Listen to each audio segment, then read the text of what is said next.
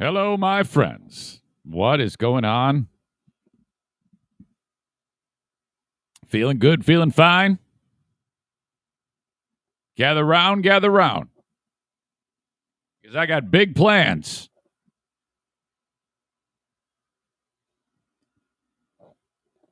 Eternally excited, as always, to get this show started as it comes to you.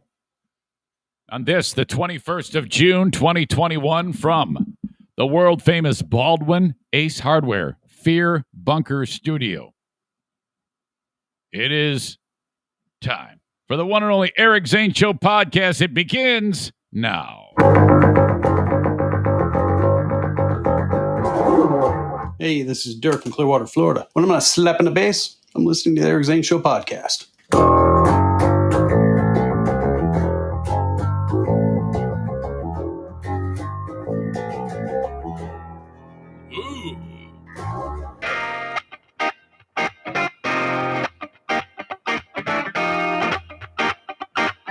All right, folks.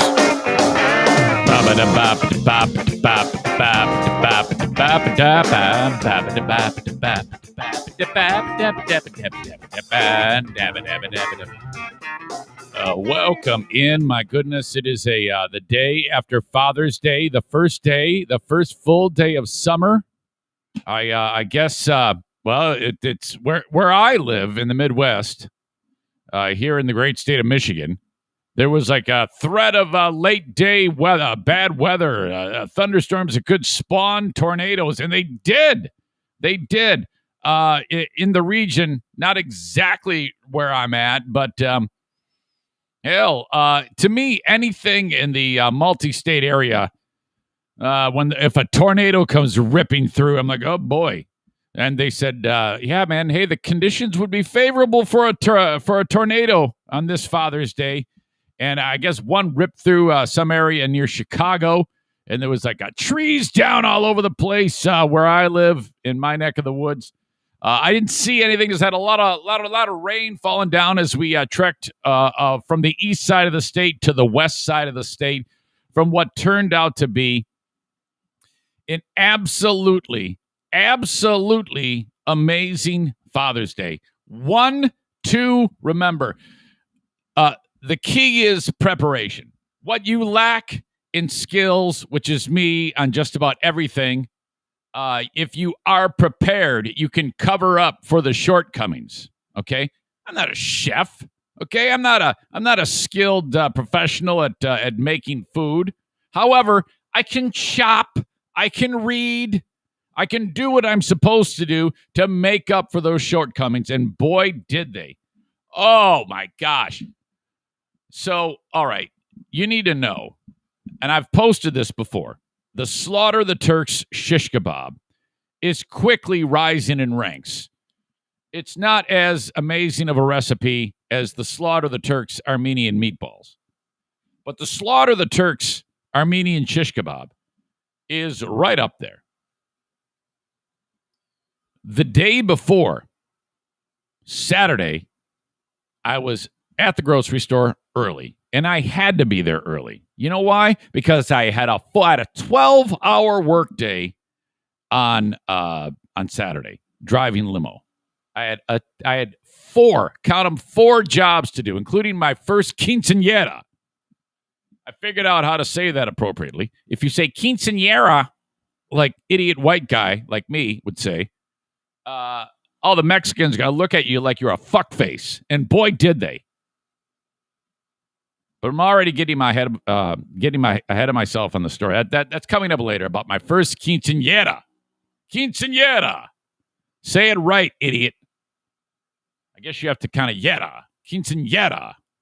If you say quinceanera, you are an asshole. I found this out firsthand. So because of having to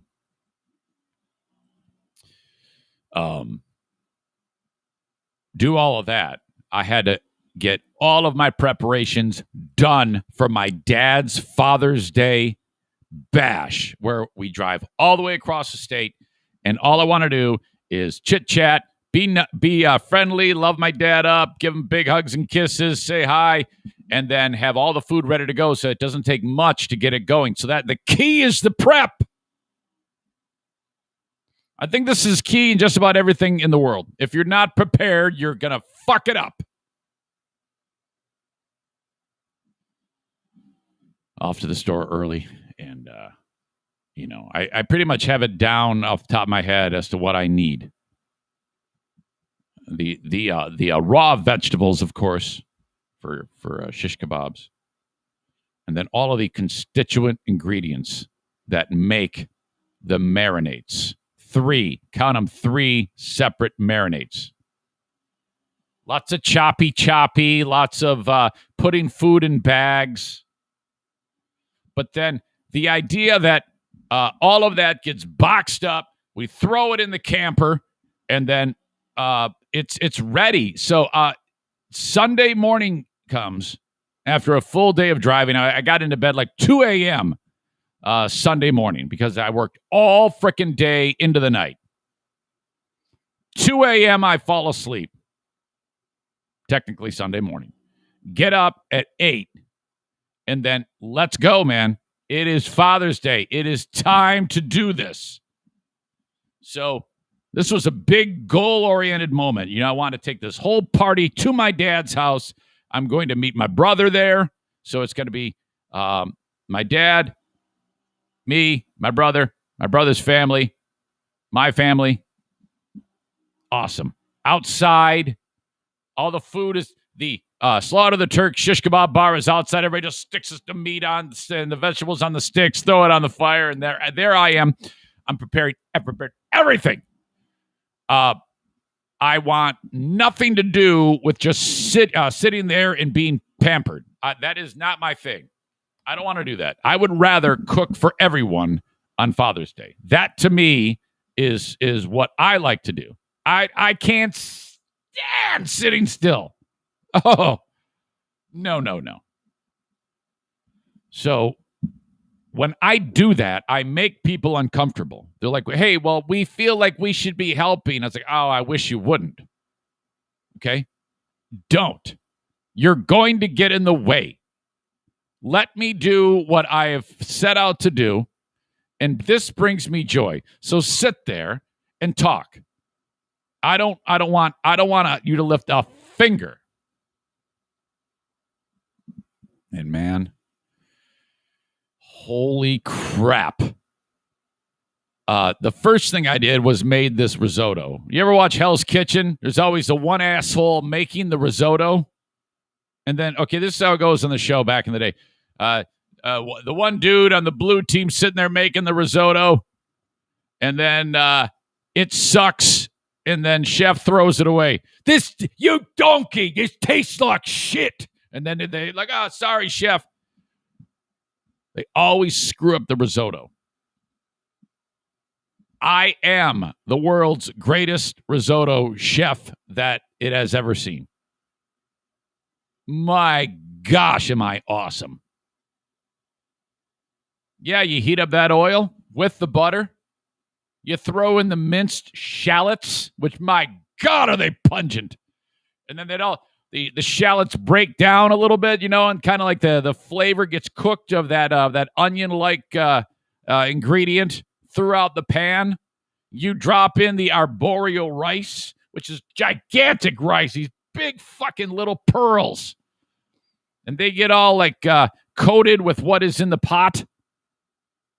And then you add the white wine, the white cooking wine, and let it burn, or not burn, absorb in. And then you start adding cup after cup of the chicken broth. And then it gets absorbed, add more, gets absorbed. It takes forever to do appropriate risotto, and you got to watch it.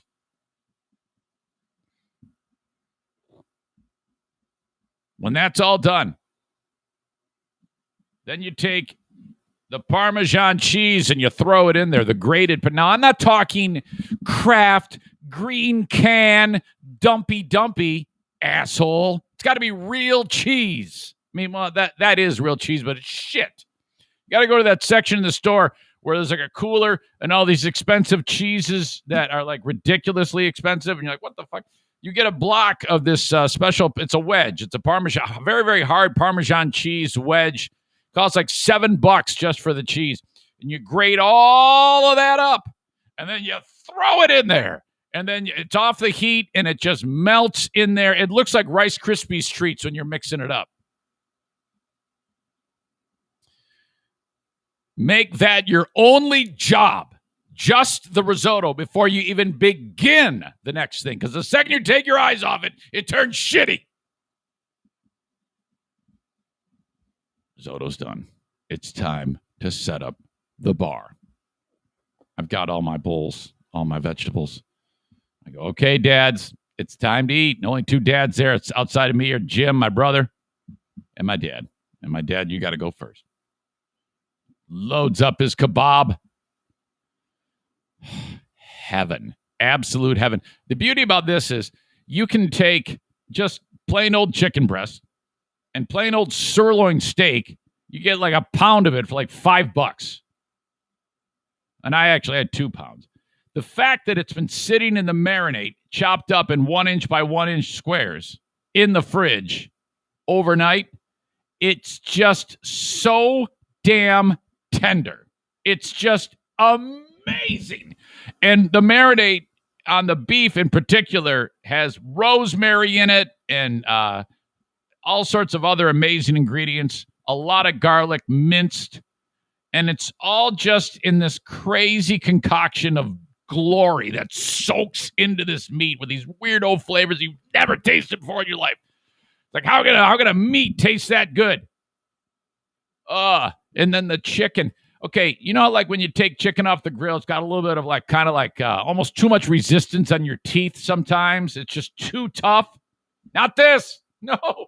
This marinade has just woven itself into the little microscopic cell walls of the poultry, and it's just like become one with it. Hey, we're gonna stay here. Oh, this is great.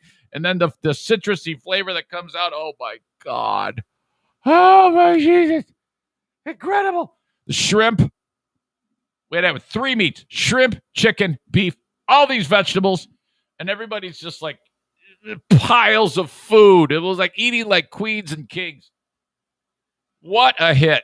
I didn't even eat with them. I was just chefing it. Okay, give me your skewer, put it on, you sit down. When you going to eat it? Don't worry about me. This is what I want to do. This is my Father's Day. This is what I enjoy. Oh, it crushed. Oh my gosh. I did post this last week. So I'll link it up again in the show notes of this podcast in case you missed it. And you must do this recipe. Now, listen, if you do this recipe, you have to understand the first time you do it, it's going to take you forever. It's so much chopping and cutting. You're going to be like, is this worth it? Oh my God. You learn tricks about how to make this a faster process. You just have to do it a few times. Like anything. Take your time, damn it. And this will make everybody happy. And then make sure you cook it right. By the way, we did use a gas grill, which I'm sorry, I can't shake how inferior charcoal grills are. I have one, and I can't get it right. Is it me? Is this an Eric thing? Thank God my dad had a gas grill. Otherwise, this would have been the worst. I've had this exact recipe on charcoal grill before. My charcoal grill. It's not as good. It doesn't cook as appropriately. It cooks it too fast. And then you get dry outside of meat, I guess, done on the inside, but it's wonky. Screw you, charcoal grill.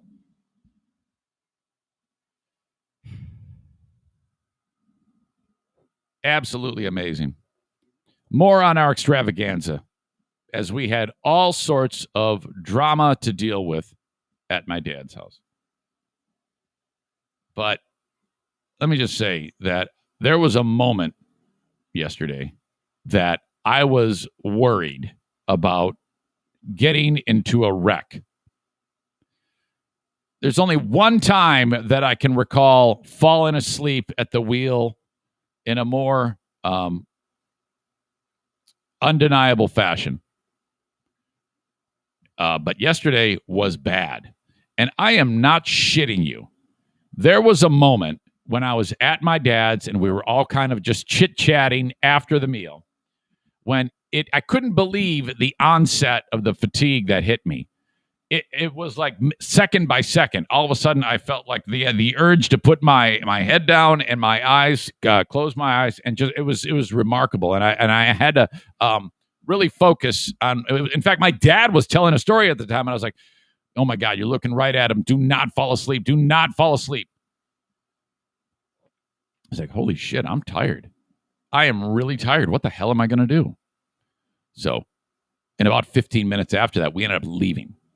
Okay, we got the camper, the RV, and it was great because that allowed us to get there. And, we could, especially the NFK, could ride in comfort. Diana, Madison, 4 dogs. We brought 4 dogs because the idea behind that is I don't like it. The dogs are a pain in the ass to get to the dog sitter. It isn't so much getting them there. It's a problem. It's just like, it's 6 of one, half dozen of the other. If I took them over to the dog sitter, then I wouldn't have taken the RV. So I just took them. Okay.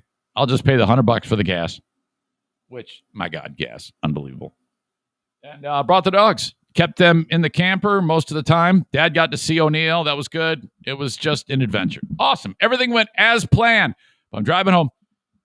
I'm probably 1 mile from my dad's house, and I'm like, my head is, oh, God. My eyes are drooping. And I'm like, this is terrible. Just before that, though, I said, all right, I need coffee. Made a cup of coffee. Slam it. No effect. Holy shit. This is going to be rough. I've got 180 miles to get to the house, roughly. And I drive that thing slow. No more than 60 miles an hour. Sometimes slower. So this is a 3-hour slog. Wow. And I am on mile 1, and I'm like, this is not good. I haven't yet even gotten on to the freeway interstate. I'm driving by the Packard Proving Grounds in Shelby Township, Michigan. You're like, what? Yeah, I don't know if you know that. The Packard vehicle, remember, made from about 1902 to 1956, eventually merged with Studebaker to be Packard Studebaker when they were swirling in debt and about to go into bankruptcy, and they eventually went belly up. An amazing vehicle called the Packard was being built about 20 miles south in Detroit back at that time frame. And then they wanted to have a spot of land where they could test the vehicle with security so that no one, competition eyes, Henry Ford, all the Fords and GM they didn't want them to see what their cars were doing in the testing area. So they built the Packard Proving Grounds. I have never known that this existed, and I've been going to see my dad at this residence for, I don't know, 35 years. Right across the street from where my dad lives is the Packard Proving Grounds. And I'm like, I have never, ever fucking noticed this. It's incredible. This is a historic place where they used to, it's probably boring to you. I don't know. It wasn't to me. I was like, what the hell? And that's the only thing I noticed in the car ride home. I'm falling asleep. And I go, oh, my God, there's the Packard Proving Grounds. What the fuck? Is that here? What is this? I had to look it up when I got home. So 15 minutes in, and Diana goes, well, nighty-night, I'm going to bed. I'm like, oh, come on. So she's in the back of the camper, and Maddie's there with her, and they're like, oh, yeah, we're just going to rest our eyes. I'm like, oh, Jesus, it sounds so good right now. And I can't take it. I'm falling asleep. So, what? I go, I need help. I think I need to pull over. So I'm like, I'm going to pull over and then go into the bed and then try to fall asleep to hope that will maybe refresh me. Before I do that, though, I go, I need another cup of coffee. Drink a second cup of really strong coffee. and I drink it fast. Nothing. Has zero effect. I'm like, we are screwed. So then I'm like, I got to pull over. I can't do it. At this point, I'm halfway to Flint, and I'm like, I have to really focus. I can't, if I'm seated there behind the wheel and in any way comfortable, like if I'm sitting in a way that's very comfortable, I'm not kidding you, seconds, I'm like, it's like narcoleptic.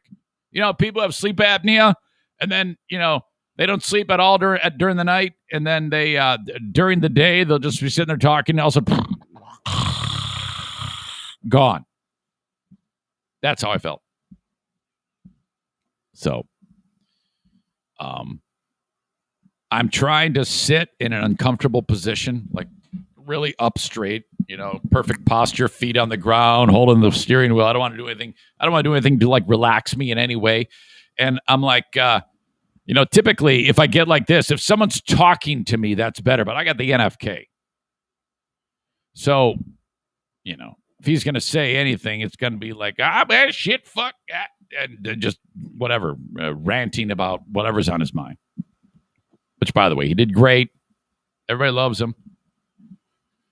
I actually wish that the NFK would have some of his moments like he has here at the house in front of people, but he's so guarded.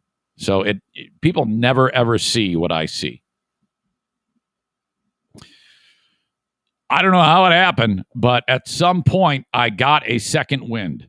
And thank the Lord, because, wow. When I'm driving, I don't want to pull over and go to sleep.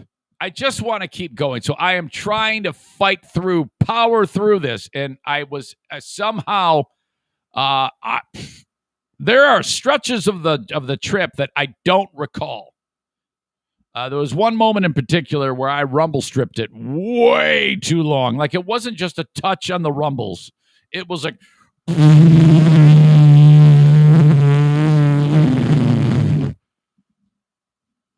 God.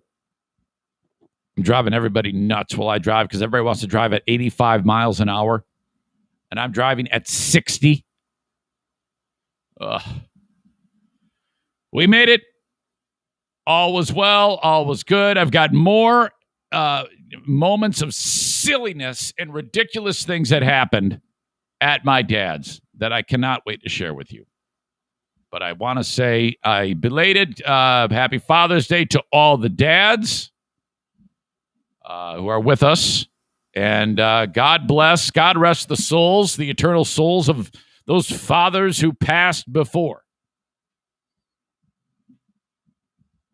I think we have kind of like a next week Father's Day extravaganza here at this household. Like, what are you talking about? Well, I mean, my family was scattered all over the place. Jackie and Justin were out of town. Jim, Aubrey, and my grandkids, they had something going on. It doesn't matter. I was gone. I was with my dad. So now the word on the street is this whole group is getting together next week to, I guess, for something Father's Day like. We shall see. We'll see how it goes. Saturday or Sunday, the rumor on the street is that's going to happen here. Now, I think this group got together and got me a gas grill, but I'm not for sure. And I think that would be awesome. And because I am white flagging it on the charcoal, it's absolute shit. This is apparently the grill I have is an excellent grill. It's a Weber grill, a big kettle, but it just doesn't work. It charcoal does not work. And any of you people who says, yeah, charcoal cooking is the way, you're just wrong.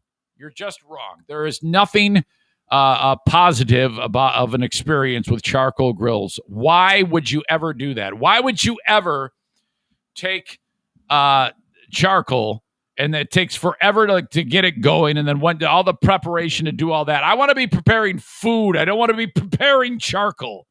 And then the inability to regulate the heat. I've battled it for 1 full year, and I haven't had one meal on that grill that I have said, yeah, this was done appropriately. It's all just, it's quite literally smoke and mirrors. Shit flames up, have to put the lid on it, and then all the smoke and the moisture from the food fills the inside of the kettle, which then gets on the coals, which kind of half extinguishes them, so the temperature drops dramatically, and then you got to bring it back up, and then it flames up again, and you got to drop the temperature again, put the lid on it. All these fins, these stupid fins on the bottom. Yeah, you got to adjust this one 16 degrees and let a little bit of airflow in the bottom, and then you got to open up the one on top and let it in like 14 degrees, and then you gotta angle the lid in a particular way so a little bit of air is getting. No, fuck that. Low, high, fire, eat shit. That's what you do. Yeah, but you see, Zane, you're an idiot because you don't know flavor. Charcoal makes it taste better. No, it doesn't. The meat makes it taste better. I don't want to taste charcoal, dick. I want to taste meat. So, in fact, I got that grill last Father's Day. 1 year of fighting that shit show. Holy crap. I don't even know what I'm going to do with that thing. I'm done with it. Absolutely done with it. My dad's grill that I cooked the Slaughter the Turk shish kebab on. It was like a 30-year-old grill. It was perfect. So you're telling me I can just walk in to a strange grill that I don't cook on, that that gets used once a year, has cobwebs all in it. I just turn it on, and then in an instant, everything is fine and running perfectly. But my brand new charcoal grill, I have to sit there and battle it like that. Screw charcoal. If you go to someone's house and say, hey, man, we're so glad you came over for dinner. What are we having? Steaks. Okay, great. Well, you need to ask the question, what are you cooking it on? And if they say charcoal, you need to tell them to fuck off right there and just walk out. Say, I'm not friends with you anymore. Flip the grill, kick them in the back. We need to end that whole industry. No, the charcoal industry needs to go away. The grill that is not a gas grill, a freaking charcoal grill, those need to go away. I am declaring war on charcoal grills. Shit. Absolute shit. Convince me otherwise. No, you know what? Don't even convince me otherwise. In fact, don't even listen anymore. If any of you are listening to this and you use charcoal grills, you are not allowed to listen to the show anymore. You are banned from the show if you are a supporter of charcoal. That's right. I'm picking that fight against you now. No more.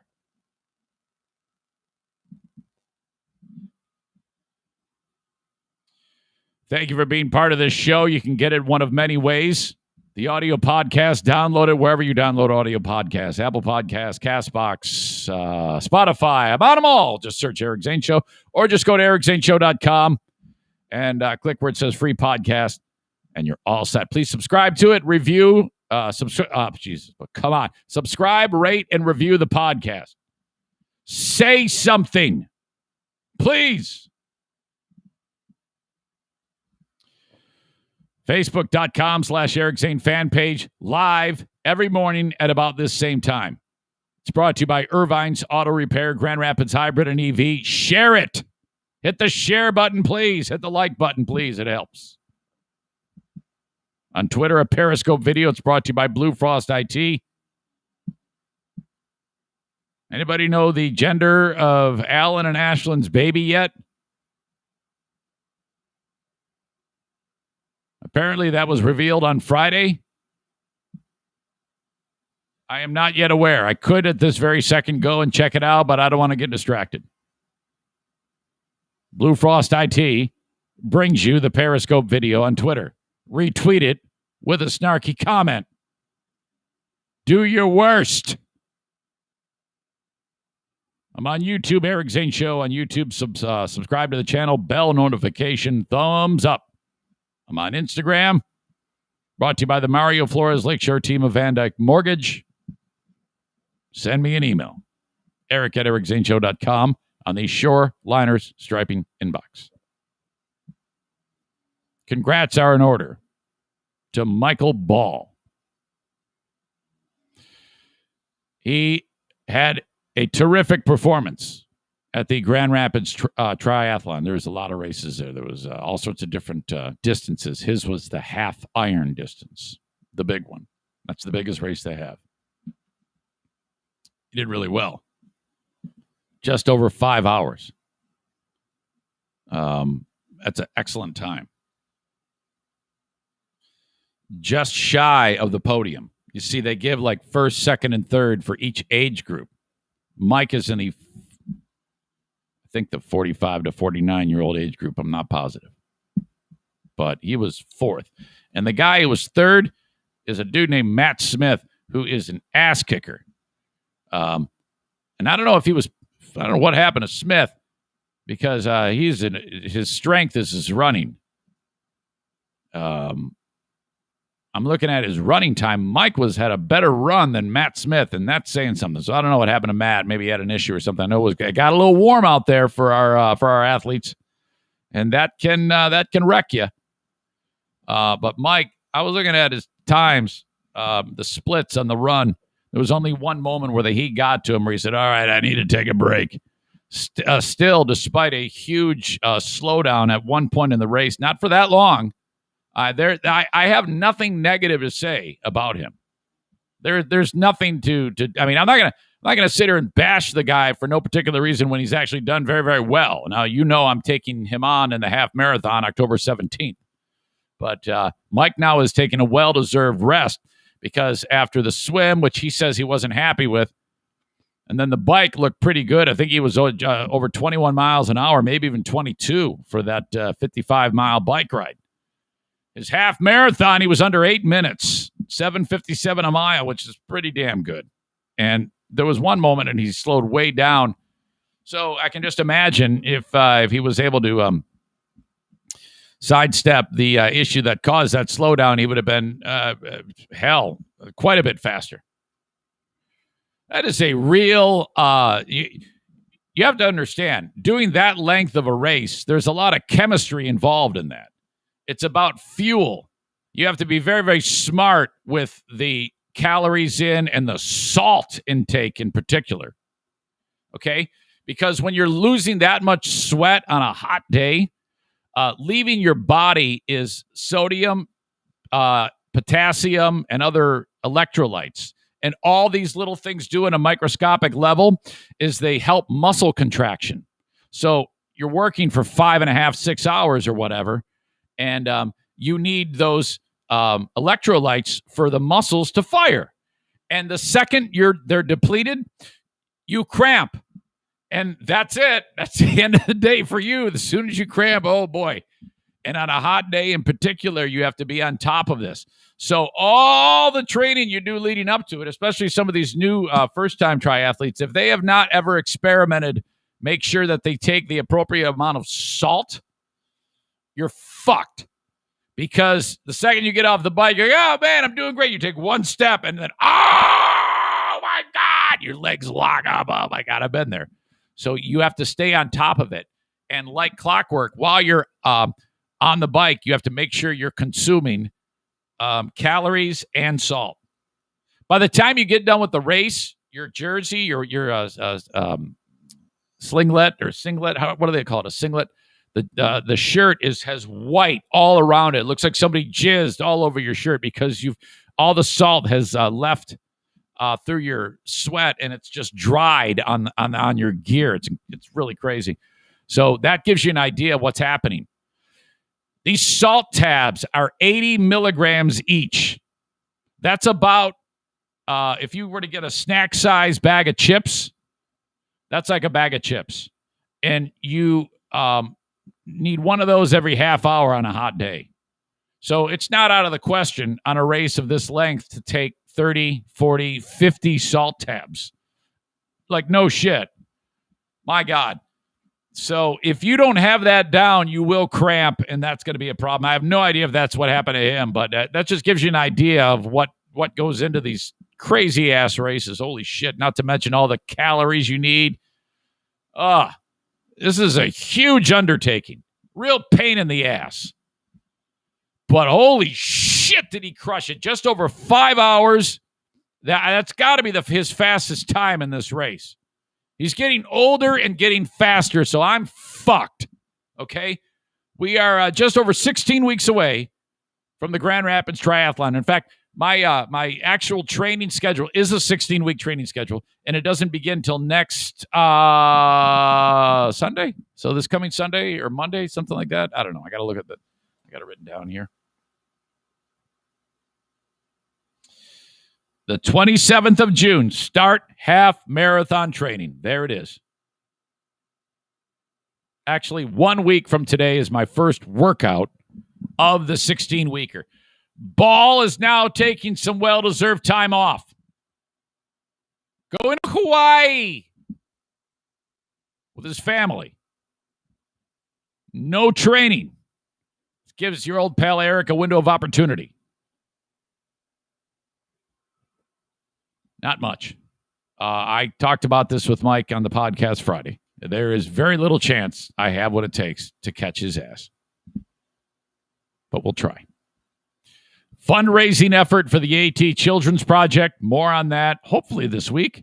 I'm waiting to hear from Jennifer over at the AT Children's Project about how we're going to set this up. It's pretty much going to be a fundraising page, a spot online that I say, hey, go to or you can text a donation. And for the October 17th race, you're going to place a bet, and the bet is going to be a $25 donation to the AT Children's Project, deadly children's disease, which there's a long, rich history of this show being involved with that. So I want to raise $1,000. I don't think I always set my sights low. Okay. That would be awesome and fun. Okay. So $25, you're going to place a bet, either Mike or me. Who's going to win the race? You're then going to, there's a spot on the website where you make the donation where you can leave comments. And most people write, beat AT, you have my support. You're going to put a time, like how much time Mike is going to beat me by or how much I'm going to beat him by, depending on if you're crazy or not. So it'd be like, I picked Mike Ball 8 minutes. Whoever picks the winner and the time is closest to the actual time margin of victory wins. What do you win? I have no clue. But we'll come up with something. Who gives a shit? The point is bragging rights and to raise money for the children's charity. So this is a fun way we're going to do it. It's 17 weeks away. Okay. So way to go, Mike.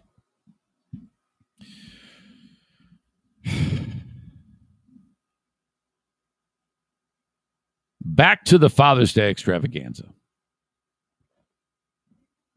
Just little nuanced things that happen that are worth talking about now.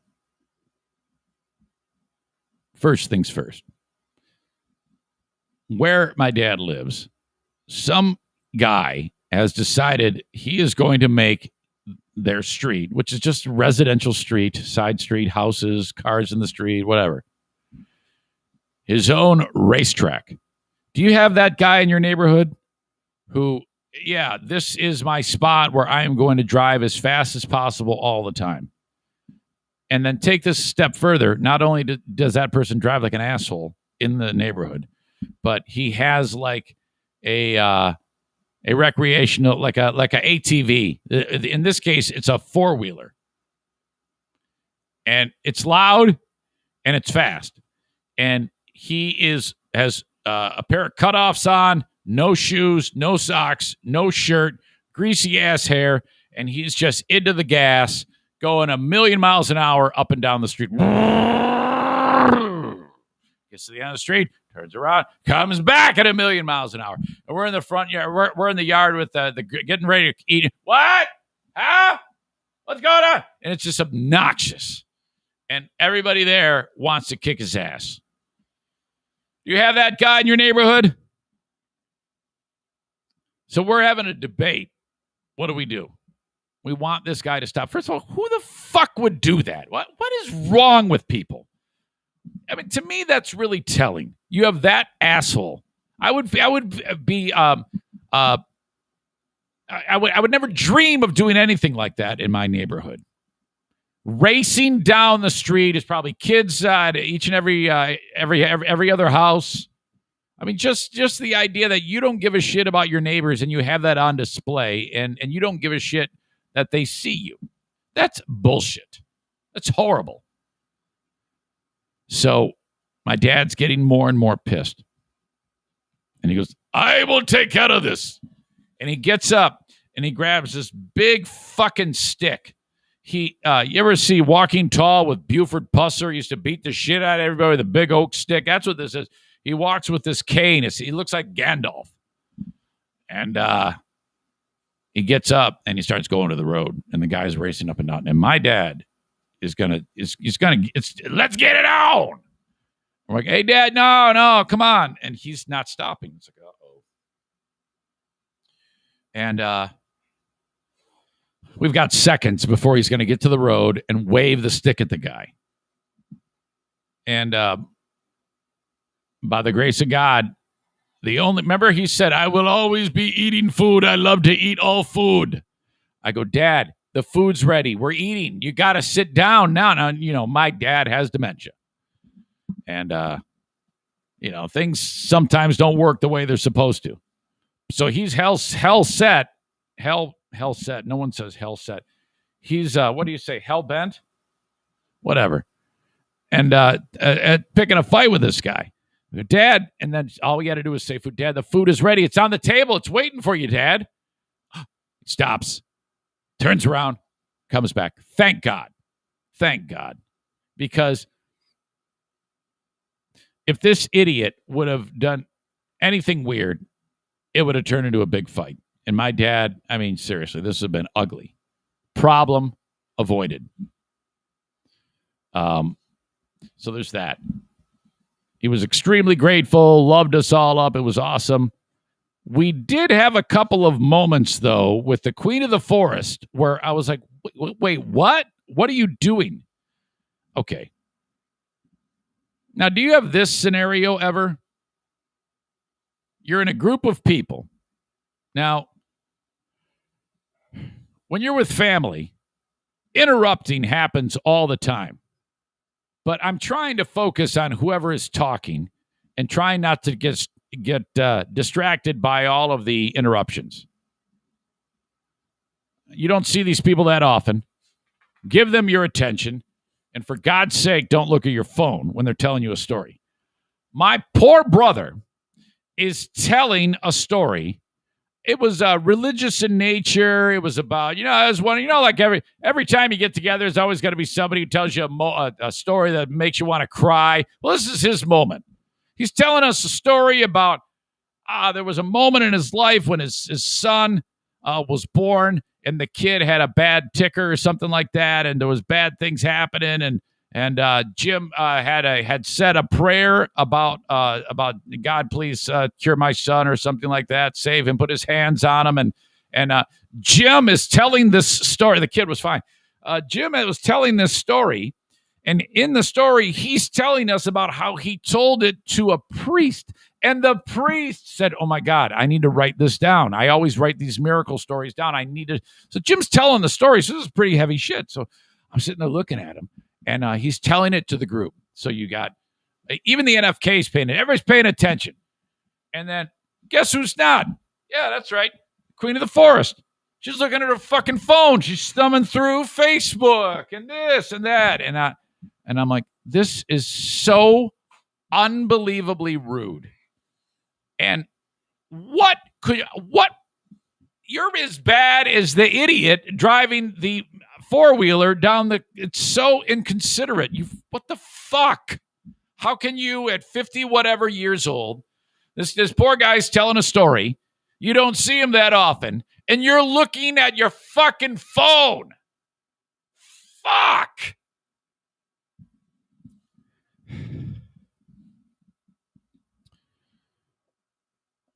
What would you do? I'm standing right next to her, and she's seated, so I'm embarrassed. If I nudge her, like, hey, put your phone away,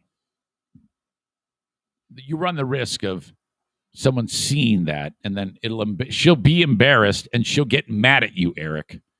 But you got to do it.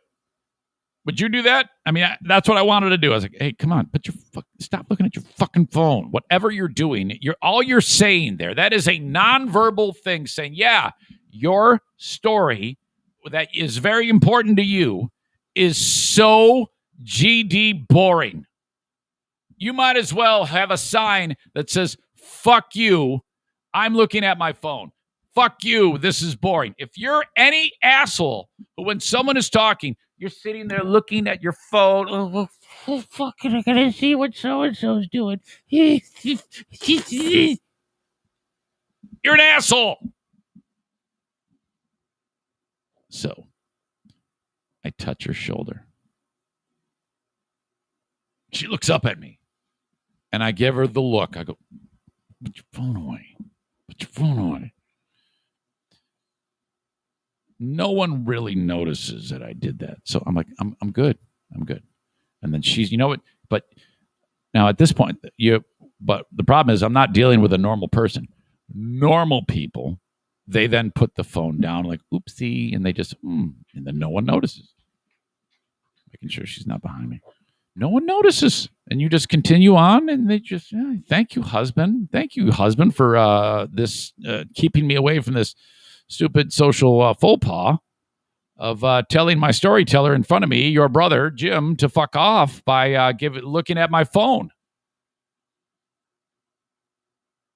I don't care what the hell is going on in the world. It can wait. Does she just put the phone down? No. Passive aggressive, then aggressive, then verbalizing I'm looking for something. And she gives me the fucking finger. She goes, fuck you. And I'm like, fuck me. What the fuck you?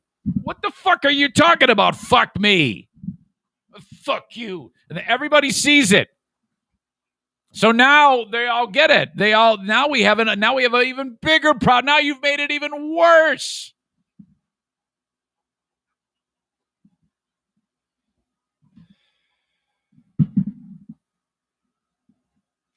Gotta discuss this.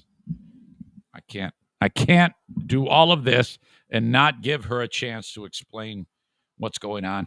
And she's going to need to apologize to me. I need a full-on apology. Hello. Hi, how are you? Good. How are you? Good. Did you have a good day yesterday? I did. Did you enjoy all that? I did. I think nice. I think everybody really got a kick out of the food, and I did too. I think it was great. I mean, my God. I mean, I was just explaining to the audience about falling asleep on the way home. That was bad. Yeah, that was bad. I know. I feel bad that you had to do all that work and it was Father's Day. No, I love that. Like I was telling the audience, I enjoy that type of thing. Okay, good. However, that's good. However. Oh no. What do you think is on my mind? I don't know. It's one particular moment. Oh, and Benny? No, not Benny. I'll get to that later. Did it have to do with me? Yes, it does. When I told my nephew he looked like Screech? No, that's later on too. I'll get to that story later. That's just a great story.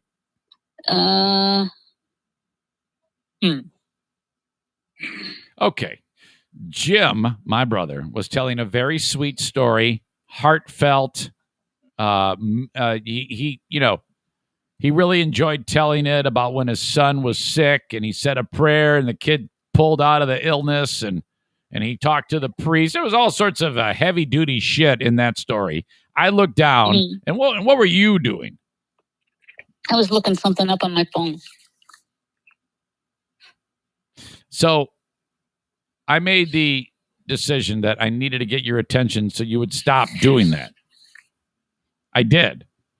And then you, rather than just put down the phone, gave me so much shit right there. Did not. You absolutely did. You made a huge big deal out of it and gave me the finger. I did not give you the yes, finger. Yes, you did give me the finger.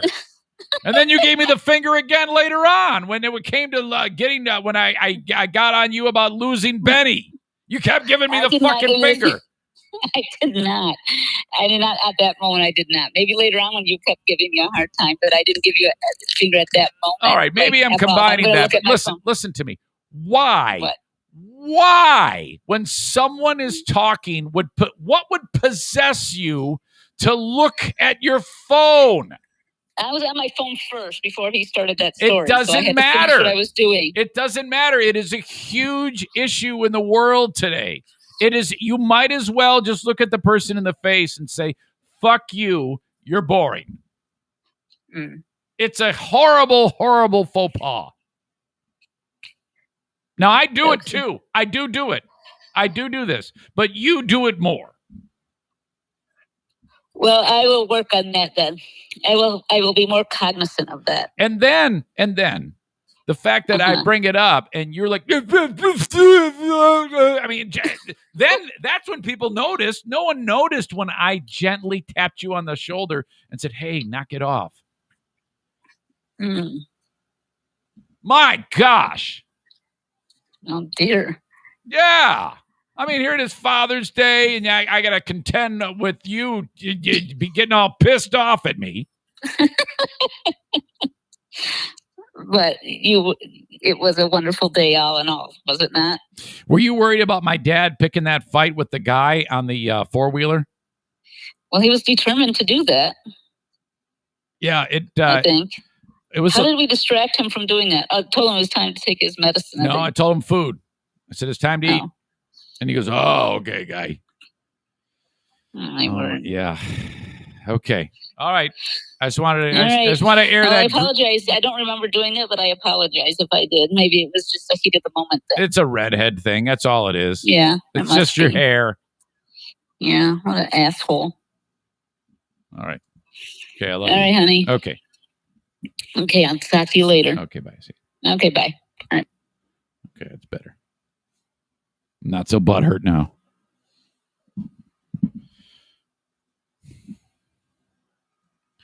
My nephew, Zach, he's 17. God, he's at that stage in his life where every time you see him, a new biological, a new change has happened to him. First of all, he's grown unbelievably tall. Everybody in my family is short. I take it back. My brothers, Mike and Paul, regular Mike and push-up Paul. They're only half siblings. They're both over 6 foot, like 6'2", 6'1".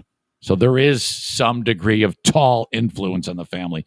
Zach, I see this kid a week ago. He's 5 foot tall. Now he's 6 foot tall. The Queen of the Forest, though, steps in it again. Zach did not get the reference, but everybody else did.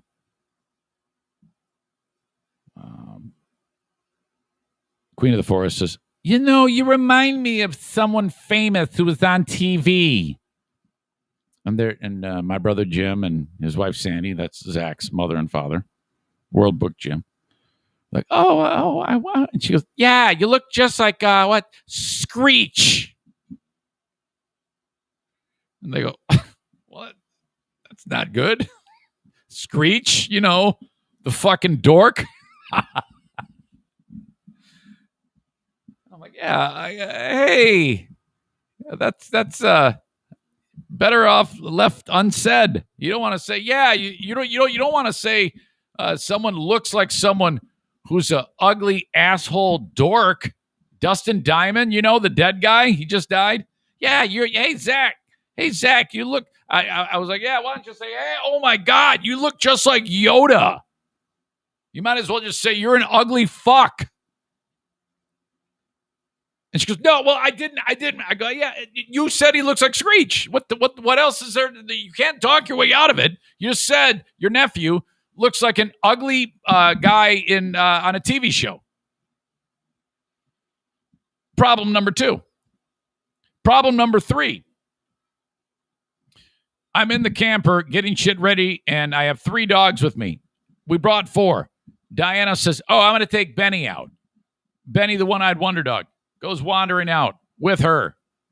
5 minutes later, I come out of the camper. I've got all the food getting ready to cook. And I'm the first thing I do is I'm looking, where's the dog? Where's the dog? And there's no dog over there as I'm approaching the group.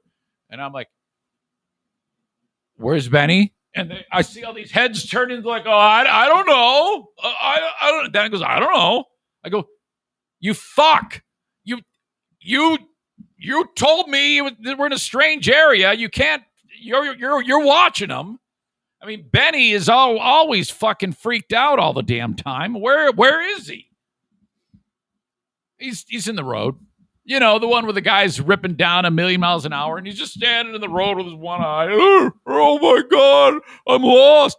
And then I hear, and then Sandy, my sister-in-law, goes, Benny, and Benny thinks he's in trouble. He lays down in the road on his back, paws up, like, I'm in so much trouble. It's like, no, come on, Dan. And I go walking up to Diane, and I go, one job. You had one job. Now, let me tell you something.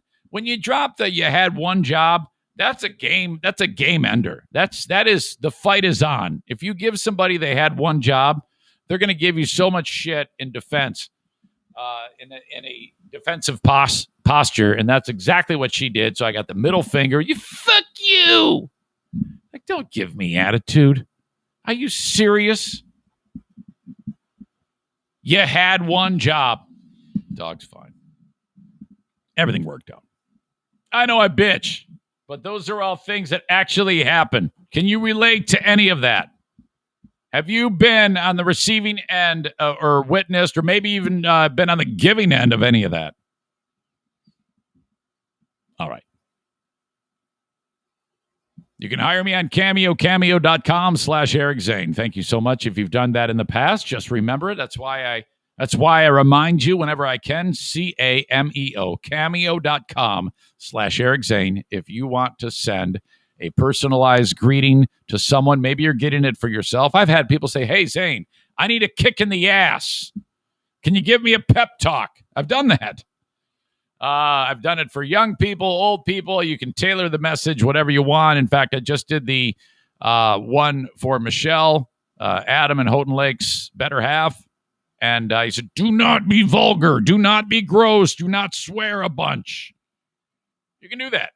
Give me all the details. Cameo.com/Eric Zane for a personal shout out. It's just $15.99. I don't make a ton of cash on this. I hardly make any. I'm one of the cheapest people on the entire platform, but I will tell you this. I'm better than every single person on that fucking thing. Oh, do they suck? What a ripoff. Magic Johnson just got on it. Hey, it's me, Magic. $1,000. You got to pay him $1,000.